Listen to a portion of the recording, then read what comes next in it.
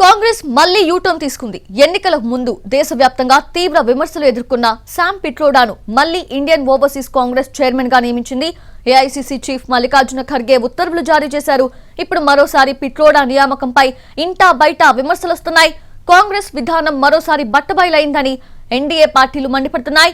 కాంగ్రెస్ మాత్రం పిట్రోడా నియామకాన్ని సమర్థించుకుంటోంది. అయితే ఎన్నికల టైంలో శామ్ పిట్రోడా చేసిన వ్యాఖ్యలపై దుమారం రేగడంతో ఆయనను ఇండియన్ ఓవర్సీస్ కాంగ్రెస్ చైర్మన్ పదవి నుంచి హస్తం పార్టీ తప్పించింది. అయితే శామ్ పిట్రోడా మళ్లీ అదే పదవిలో నియమిస్తూ కాంగ్రెస్ పార్టీ ప్రకటన విడుదల చేసింది. బుధవారం నుంచి ఆయన నియామకం ఆదేశాలు అమల్లోకి వస్తాయని వెల్లడించింది. లోక్సభ ఎన్నికల సమయంలో ఓ మీడియా సంస్థకి ఇచ్చిన ఇంటర్వ్యూలో పిట్రోడా వివాదాస్పద వ్యాఖ్యలు చేశారు.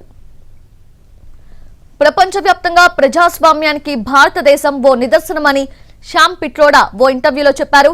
లౌకిక దేశాన్ని సాధించడం కోసం మన స్వాతంత్ర సమర యోధులు బ్రిటిషర్లతో పోరాడారని గుర్తు చేశారు. మనది వైవిధ్యమైన దేశమని, తూర్పున ఉన్న ప్రజలు చైనీయుల్లా, పశ్చిమాన ఉన్న ప్రజలు అరబ్బులుగా కనిపిస్తారని వెల్లడించారు శామ్ పిట్రోడా. ఉత్తరాది వాళ్లు శ్వేత జాతీయులు మాదిరిగా ఉంటే, దక్షిణాది వాళ్లు ఆఫ్రికన్ల మాదిరిగా ఉంటారని శామ్ పిట్రోడా విద్వేషాలు రెచ్చగొట్టే విధంగా వ్యాఖ్యలు చేశారు.